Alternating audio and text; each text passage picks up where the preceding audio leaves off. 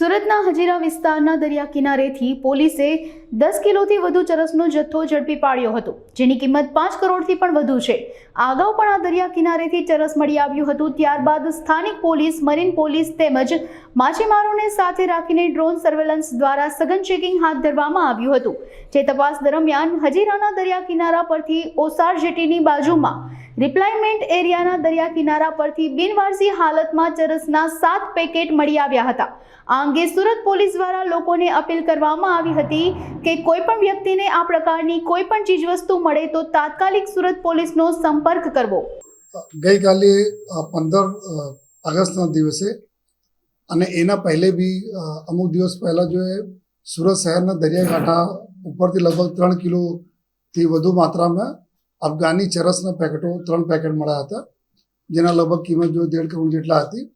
એના પછી જો આ સમગ્ર વિસ્તારમાં જેટલા બી પોલીસના, મેરીન પોલીસ અને એસઓજીના ફિશરમેન વોચ ગ્રુપના અમારા સભ્યો છે, એના એક્ટિવેટ કરવામાં આવેલ. એસઓજીના ટીમ દ્વારા ડ્રોન કેમેરાઓના માધ્યમથી આ દરિયા પટ્ટી ઉપર જો તમામ જગ્યાએ સર્વેલન્સ રાખવામાં આવતા હતા. એના અનુસંધાને ગઈકાલે ફરીથી જો ટોટલ 10 કેજીથી વધારે વેટના કોઈ 7 પેકેટો, જેના કિંમત 5 કરોડથી વધુની કિંમતના અફઘાની ચરસ અમને રિકવર થયા છે દરિયાકાંઠાથી.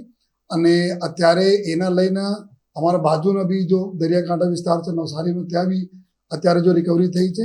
તો આ વિસ્તારમાં જ્યારે એટલા લગભગ 3-4 દિવસમાં 6.5 કરોડથી વધુ પ્રમાણમાં જો અફઘાની ચરસ અહીંયા મળ્યા છે. અને એના લઈને અત્યારે સમગ્ર જો દરિયાકાંઠા વિસ્તાર જો શહેર સુરત શહેર વિસ્તારમાં આવે છે, એના ઉપર અલગ અલગ ટીમો બનાવીને જોઈએ તમામ ડે નાઇટ કન્ટિન્યુઅસ જો પેટ્રોલિંગ અને ડ્રોન કેમેરાઓ દ્વારા ચાલુ છે. અને આ જો અત્યારે જો આપણને પેકેટો મળ્યા છે, અત્યારે જો એફએસએલના તરફથી જો આપણને આના કન્ફર્મેશન થયા છે અફઘાની ચરસના, તો સાથોસાથ અમે એટીએસના બી કોન્ટેક્ટ કરીને કે એટીએસ જો બી રિકવરી કરી છે અને અન્ય જો અમારા બીજા જિલ્લાઓની પોલીસે જો રિકવરી કરી છે, એના સાથે સંકલન લઈને આ કેવી રીતે આવ્યા અને આ ગુનાઓ ડિટેક્ટ કરવાની જો પૂરી કામ જો અત્યારે એસઓજીની ટીમ કરી રહી છે. અને આવનાર દિવસોમાં બી હું આપના માધ્યમથી તમામ અમારા એવા દરિયાકાંઠા વિસ્તારમાં રહેતા લોકોને બી રિક્વેસ્ટ કરું છું કે આ કાંઠામાં આપણે જ્યારે પણ આ પ્રકારની કોઈ સસ્પેક્ટેડ વસ્તુઓ મળે તો આપ તાત્કાલિક જો આપ अपने પોલીસ સ્ટેશન, આજુબાજુના પોલીસ સ્ટેશન અથવા આપ 100 નંબર પર જાણ કરો, જેથી જો પોલીસની ટીમ જો સર્ચ કરી રહી છે એના બી મદદરૂપ થાય. અને આપના ઇનપુટથી અમે લોકો આ પ્રકારના જો નાર્કોટિક્સ જથ્થો જો કોઈ બીજાના હાથમાં નહીં પહોંચી શકે એના અમે લોકો ઇન્શ્યોર કરી શકીએ. ગયા 2023માં બી લગભગ 3 ગુનાઓ દાખલ થયા હતા, જેમાં 7 કરોડ, 6 કરોડ, 8 કરોડ આ પ્રકારના જો કરીબ આશરે 19 કરોડ રૂપિયાના મુદ્દામાલ પકડાયા હતા. જો ચાલુ વર્ષે બી લગભગ 6.5 કરોડના પકડાયા જોઈએ. તો જનરલી અત્યાર જે રીતના પેકિંગ છે દરિયામાંથી આવ્યા છે, આ તો વાત પક્કી છે. જો દરિયામાં જો ફ્લોટ કરીને અને કેવી રીતે આયા, કંઈ દરિયાના વચ્ચે કોઈ ડિલિવરી થવાની હતી, ત્યાંથી કોઈ સિક્યુરિટી એજન્સી જોઈને કોઈ ફેંકી દીધા હોય, જો ડ્રિફ્ટ કરતા હોય અહીંયા આવી ગયા છે. તો એને જ બારેમાં જો આપણા નોડલ એજન્સી છે એટીએસ, એના સાથે સંકલન કરીને અત્યારે કામગીરી ચાલુ છે. પરંતુ જે રીતે આપણા બાજુના જિલ્લા નવસારીમાં બી લગભગ ઘણા બધા જો મોટી માત્રામાં ત્યાં બી રિકવર થયા છે. તો ઓર બી આવનાર સમયમાં જ્યારે ચોમાસાનો સમય હોય તો ડ્રિફ્ટ કરીને આપણે શોર ઉપર આવી જવાની શક્યતાઓ પણ વધુ છે.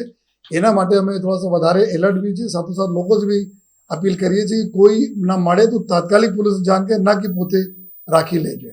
લગભગ જે રીતના પેકિંગ એના છે, એના સ્ટારબક્સ, કેફે વગેરેના પ્લાસ્ટિકના આમાં જો કરે અને પછી જ્યારે ખોલીએ તો બહુ એકદમ ચીકના જો હોય છે, એકદમ બહુ હાઈ ક્વોલિટીના ચરસ હોય છે.